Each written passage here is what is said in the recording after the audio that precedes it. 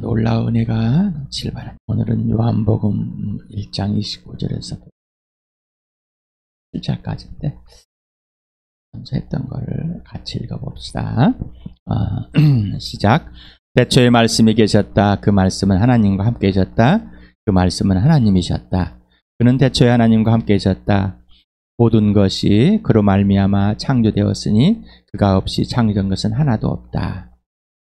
창조된 것은 그에게 생명을 얻었으니 그 생명은 사람의 빛이었다. 그 빛이 어둠 속에 비치니 어둠이 그 빛을 이기지 못하였다. 하나님께서 보내신 사람이 있었다. 그 이름은 요한이었다. 그 사람은 그 빛을 증언하러 왔으니 자기를 통하여 모든 사람을 믿게 하려는 것이었다. 그 사람은 빛이 아니었다. 그는 그 빛을 증언하러 왔을 따름이다. 참 빛이 있었다. 그 빛이 세상에 와서 모든 사람을 비추고 있다. 그는 세상에 계셨다. 세상이 그로 말미암아 생겨났는데도 세상은 그를 알아보지 못하였다. 그가 자기 땅에 오셨으나 그의 백성은 그를 맞아들이지 않았다. 그러나 그를 맞아들인 사람들 곧 그 이름을 믿는 사람들에게는 하나님의 자녀가 되는 특권을 주셨다. 이들은 혈통에서나 육정에서나 사람의 뜻에서 나지 아니하고 하나님의 났다. 그 말씀은 육신이 되어 우리 가운데 사셨다. 우리는 그 영광을 보았다. 그것을 아버지께서 주신 외아들의 관광이었다. 그는 은혜와 진리가 충만하였다. 요한은 그에 대하여 증언하여 외쳤다. 이분이 내가 말씀드린 바로 그분입니다. 내 뒤에 오시는 분이 나보다 앞서신 분이라고 말씀드린 것은 이분을 두고 말한 것입니다. 그분은 사실 나보다 먼저 계신 분이기 때문입니다. 우리는 모두 그의 충만함에서 선물을 받되 은혜의 은혜를 더하여 받았다. 율법은 모세를 통하여 받았고 은혜와 진리는 예수 그리스도로 말미암아 생겨났다. 일찍 하나님을 본 사람은 아무도 없다. 아버지의 품속에 계신 외아들이신 하나님께서 하나님을 알려주셨다. 유대 사람이 예루살렘에서 제장들과 레위 지파 사람들을 요한에게 보내어서 당신은 누구요 하고 물어보게 하였다. 그때 요한의 증언은 이러하였다. 그는 거절하지 않고 고백하였다. 나는 그리스도가 아니요 하고 그는 고백하였다. 그들이 다시 요한에게 물었다. 그러면 당신은 누구란 말이요? 엘리야요? 요한은 아니요 하고 대답하였다. 당신은 그의 애언자요? 하고 그들이 물으니 요한은 아니요 하고 대답하였다. 그래서 그들이 말하였다. 그러면 당신은 누구란 말이요? 우리를 보낸 사람들에게 대답할 말을 좀 해주시오. 당신은 자신을 무엇이라고 말하시오? 요한이 대답하였다. 예언자 이사야가 말한 대로 나는 광야에서 외치는 이 소리요 너희는 주님의 길을 곱게 하리라 하고 말이요. 그들은 바리새파 사람들이 보낸 사람들이었다. 그들이 또 요한에게 물었다. 당신은 그리스도도 아니고 엘리야도 아니고 그 연저도 아니면 어찌하여 침례를 주죠? 요한이 대답하였다. 나는 물로 침례를 줘. 그런데 여러분 가운데 여러분이 알지 못하는 이가 한 분이 계시오.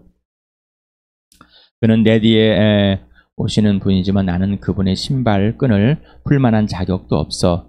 이것은 요한이 침례를 주던 요단강 건너편 베다니에서 일어난 일이다. 오늘 할 내용을 같이 읽겠습니다. 시작. 다음날 요한은 예수께서 자기에게 오시는 것을 보고 말하였다. 보시오. 세상 죄를 지고 가는 하나님의 어린 양입니다. 내가 전에 말하기를 내 뒤에 한 분이 오실 터인데 그분은 나보다 먼저 계시기에 나보다 앞서신 분입니다. 한 적이 있습니다. 그것은 이분을 두고 한 말입니다. 나도 이분을 알지 못하였습니다. 내가 와서 물로 침례를 주는 것은 이분을 이스라엘에게 알리려고 하는 것입니다. 요한이 또 증언하여 말하였다. 나는 성령이 비둘기같이 하늘에서 내려와서 이분 위에 머무는 것을 보았습니다. 나도 이분을 몰랐습니다. 그러나 나를 보내어 물로 침례를 주게 하신 분이 나에게 말씀하시기를 성령이 어떤 사람 위에 내려와서 머무는 것을 보거든 그가 바로 성령으로 침례를 주시는 분임을 알라라 하셨습니다. 그런데 나는 그것을 보았습니다. 그래서 나는 이분이 하나님의 아들이라고 증언하였습니다. 다음날 요한이 다시 자기 제자 두 사람과 같이 서 있다가 예수께서 지나가시는 것을 보고서 보아라 하나님의 어린 양이다 하고 말하였다. 그 두 제자는 요한이 하는 말을 듣고 예수를 따라갔다.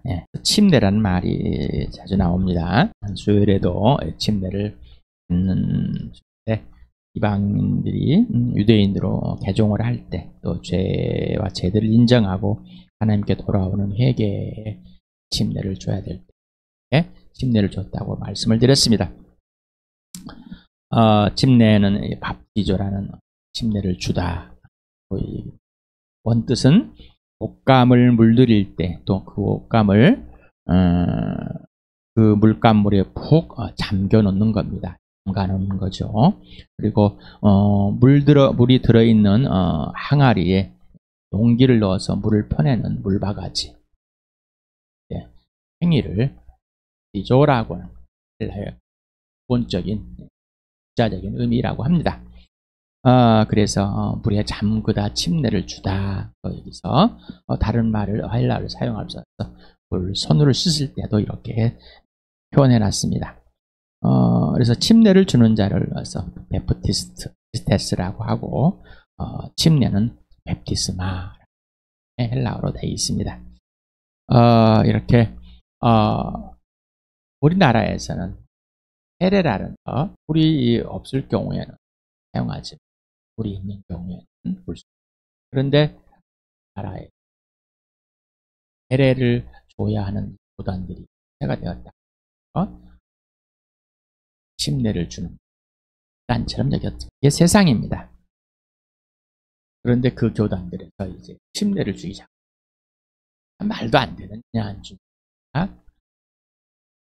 본질이 무엇인지 알아야 되는 그 본질이 무엇인지 잊어버렸기 때문에 형식에 의해서 그리고 잘못된 생각 가치관에 의해서 정죄를 하거나 잘못된 가치관은 이데올로기적이고 자기의 아성을 지키기 위해서 세상에 하는 방식이 똑같이 교회라는 것, 또 이 교단이라는 강력한 힘을 가진 침략, 그들을 노예로 삼은 것 사람들이 그런 힘이 아니라 오직 예수 그리스도야 무릎을 꿇는 것뿐이다. 지금 현재 그는 그리스도인의 침례, 지금 침례를 주는 신자의 침례입니다. 이 침례는 로마서 6장 1절에서 13절을 꼭 참조해서 읽어보기 바랍니다. 꼭 예수 그리스도와 함께 죄와 죄들로 죽고 예수 그리스도와 함께 영원히 살아나서 하나님 나라로 옮겨진 상태. 영적인 죽음에서 영적인 생명으로 온전히 옮겨졌다. 하나님과 화해됐다. 인생의 문제 해결됐다. 예수 그리스도와 함께 몸이 장사되고 몸이 부활했음. 그리고 몸 부활의 약속이 일어나는 겁니다. 생명의 부활이 실체가 되는 거죠. 예수 그리스도와 한 몸이 된 것다. 죽었다 살아났다는 그런 겁니다. 그래서 침례 자체는 구원이 없습니다. 유아 세례를 줍니다. 불안해서 엄마 뱃속에서 있다 해서 모태신앙 그러면 지금 우리 요한복음 1태신죠. 그렇지 않습니다. 그들은 아직도 지금도 오실 메시아를 기다리고 있습니다. 그들은 죽지 않습니다. 그 엄마가 자식을 낳으면 자식도 세대주의의 사상이 이스라엘과 교회를 분리시키는 침례 중요합니다. 의식입니다. 양이 중요합니다.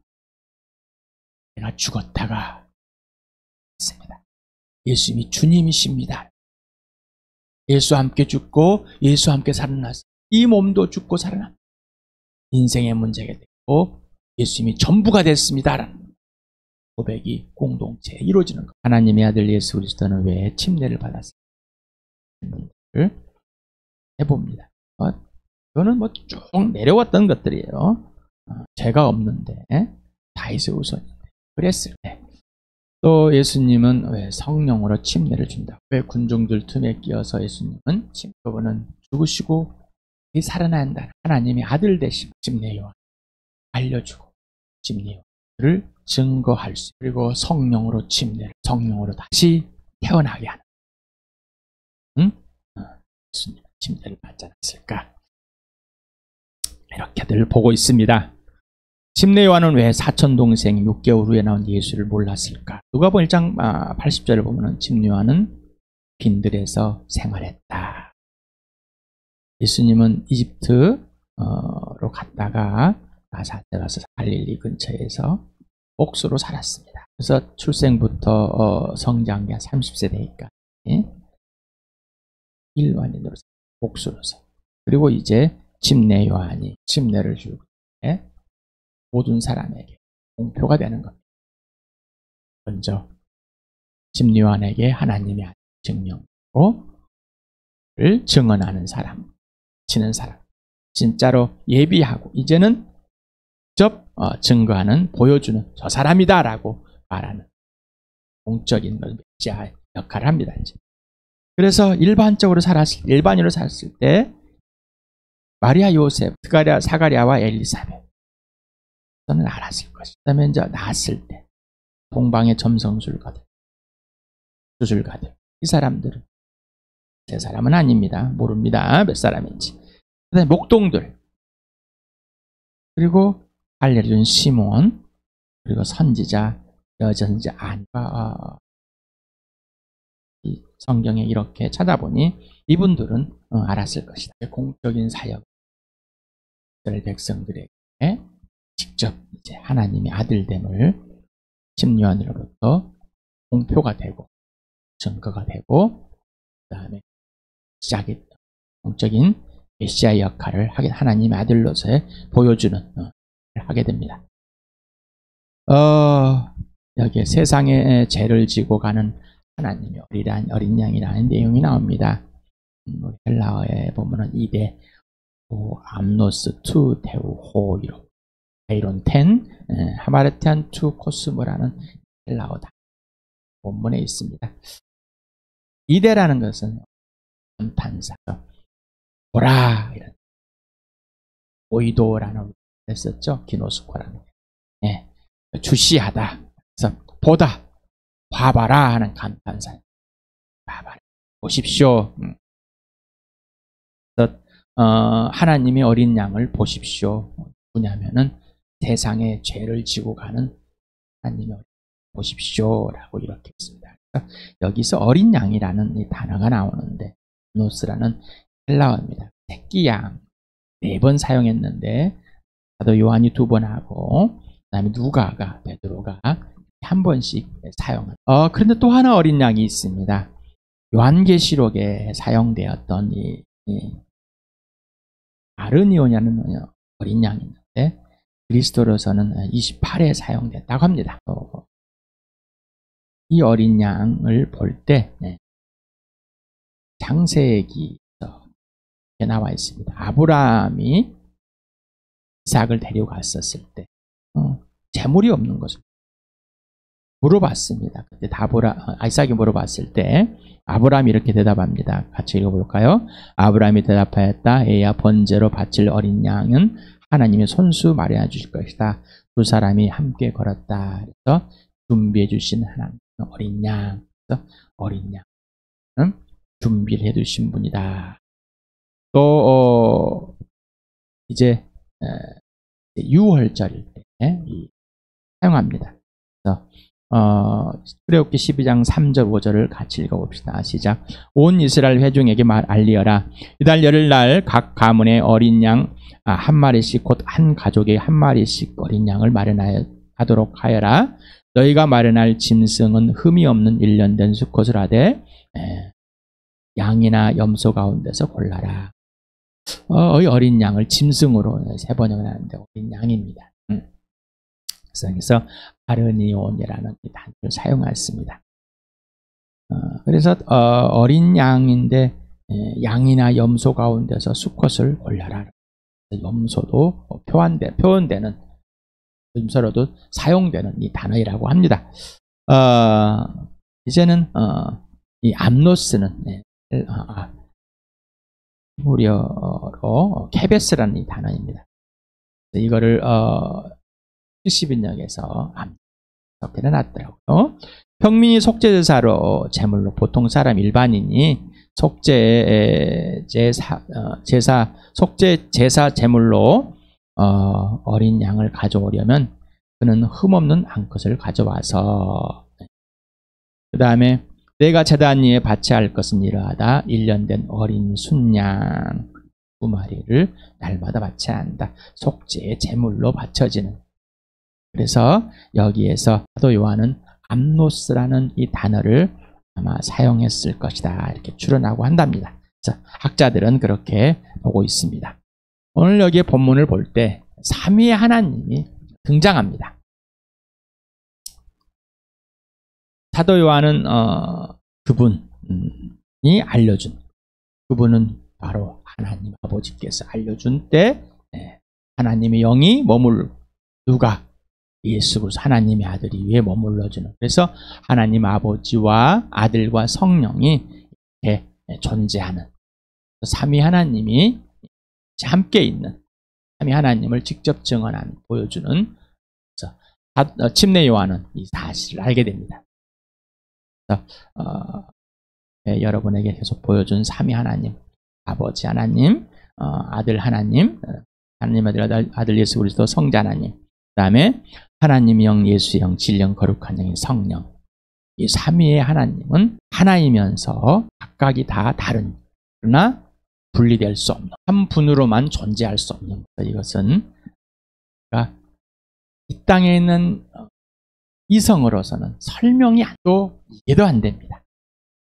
하나님의 존재라는 것이죠. 이게 아까는 삼위 하나님과 그 다음에 침례 요한이 있고 군중들이 있고 두 제자가 나옵니다.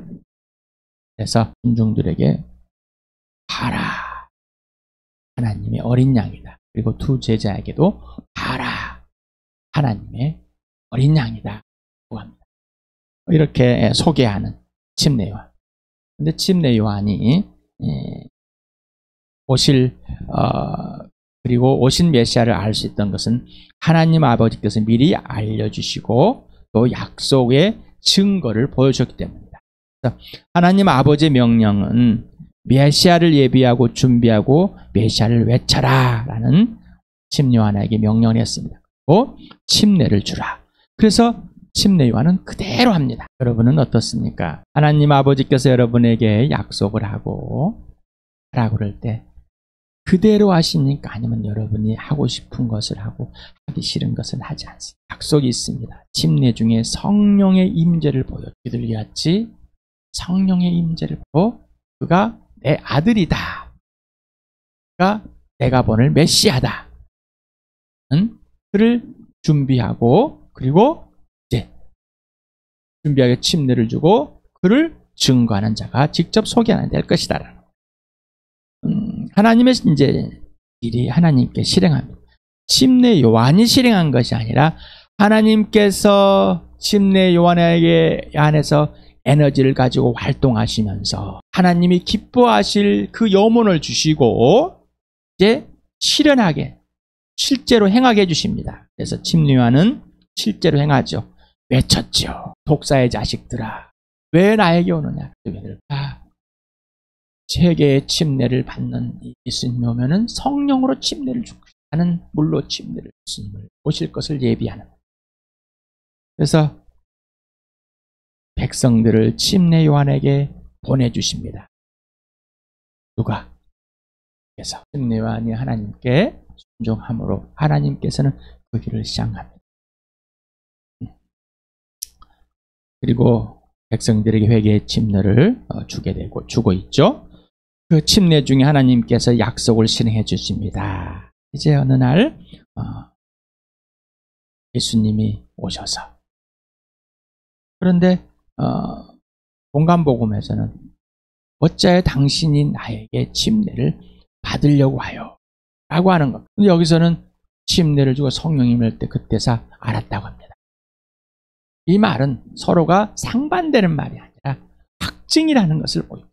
그래서 그 공간복음과 요한복음 오해하지 마시기 바랍니다. 충돌이라는 게 아니라 확증이라는 것을. 그래서 하나님께서 알려주시고 성령이 머무르는 것에서 머물렀을 때 확증이 되는 거죠. 그래서 요한이 몰랐다 하는 것도 말이 맞는 거예요. 그래서 둘이 상충되어 있기 때문에 충돌은 나고 뭔가 이게 잘못된 것이라 이렇게 생각하지 마시기 바랍니다. 그래서 메시아 위에 성령이 비둘기같이 머물러 있게 해주십니다. 확증. 그런 예수님이 이 땅에 사람을 오시고 이렇게 보여줬습니다. 그러나 모든 사람이 할 수 있는 확증은 부활이다. 이 부활밖에 없다. 우리에게. 똑같습니다. 확증인 겁니다. 부활로 예수님이 하나님의 아들됨을 진짜로 알게 해주신 겁니다. 그리고 믿게 해주신 겁니다. 네.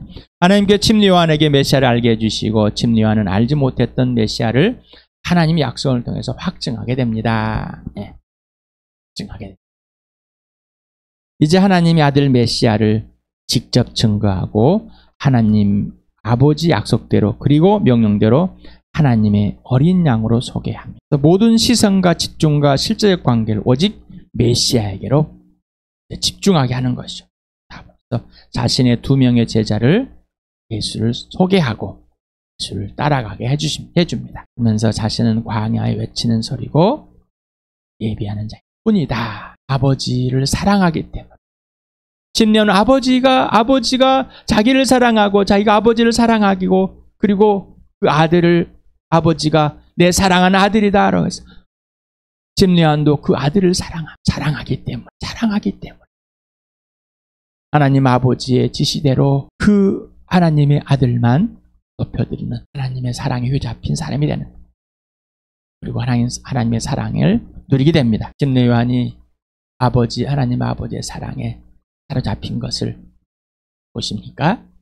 그리고 경험되십니까? 그리고 아들을 사랑하는 아버지가 아들을 사랑하는 그리고 침례요한이 하나님의 아들 하나님의 어린 양 그 예수 그리스도 메시아를 사랑하는 그 사랑이 무엇입니까? 말로만이 아니라 실제가 되는 침례요한은 침례 때 성령의 임재와 하나님 음성을 듣고 하나님을 아들하고 이제 하나님의 어린 양으로 소개합니다.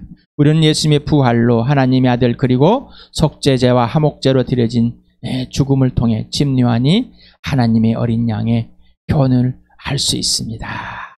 침례요한처럼 우리도 예수 그리스도를 증언하는 자가 돼. 아버지가 나를 아들이 나를 사랑하는 것.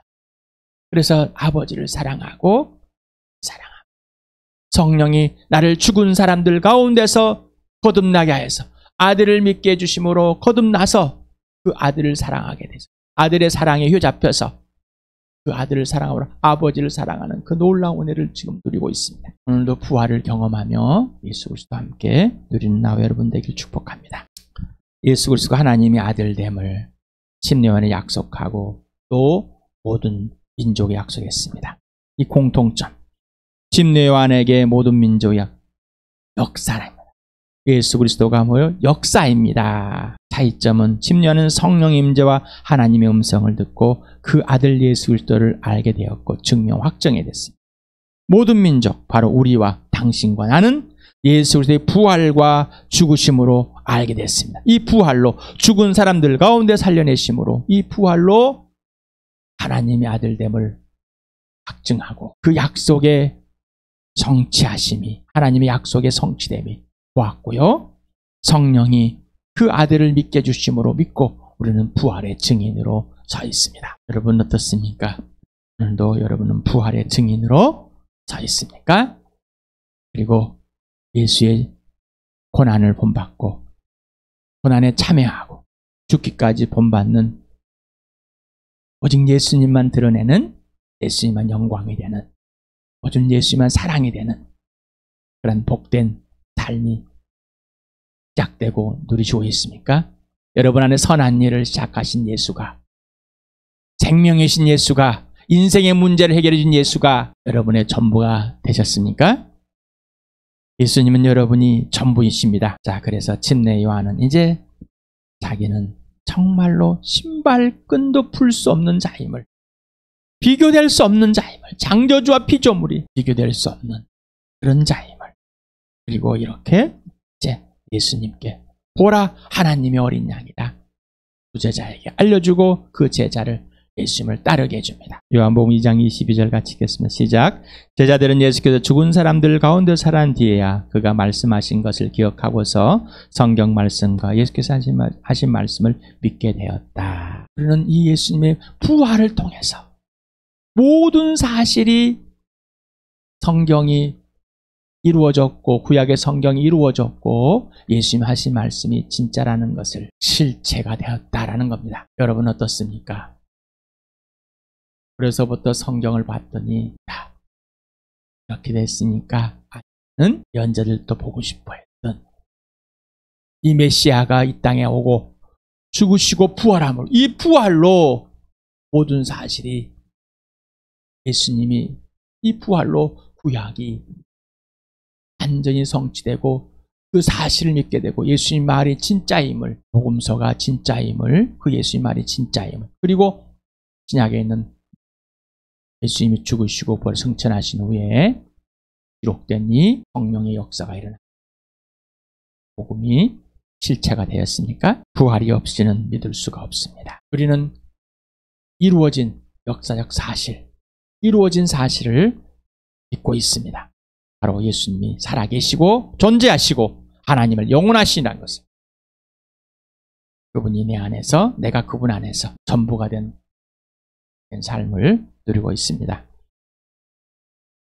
당신은 당신 안에 하나님의 어린 성령이 그리고 당신 위에 하나님의 거룩한 영이 머무르고 있습니까? 진령이 성령이 나를 태어나게 하신 거듭나게 하신 구원의 약속인 보증이신 성령이 여러분 안에 그리고 여러분이 머물게 해서 하나님의 아들을 여러분에게 증명해 여러분 안에 하나님 아들 예수를 살아계심을 그분이 부활이요 생명이요 모든 것 되심을 증명해 계십니까?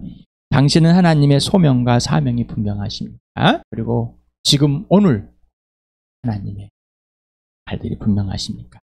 하나님은 당신을 하나님의 일을 보여주시고 동참하게 하실 때 어떤 약속을 하고 계십니까? 어떤 약속들을 그 약속을 이루시는 것입니까? 아니면은 그냥 무턱대고 살고 계십니까? 당신은 복음으로 영적인 자녀를 낳았습니까? 당신의 자녀나 제자로 양육하고 있습니까? 아니면 침례와 같이 예수님이 직접 자녀와 제자로 양육하도록 당신은 역할을 하고 있습니다. 나의 생각, 나의 사상을 주입하고 있습니까? 아니면은 살아계신 예수님을 만나 예수님과 직접 사귀고 예수님을 알도록 도구로서만 사용되십니다. 내 제자가 아니는 내 자녀가 아닌 예수님의 자녀, 예수님의 제자로 양육되길 바라고 양육시키길 바랍니다. 교회에서 꼭 그런 축복을 누리시길 축복합니다.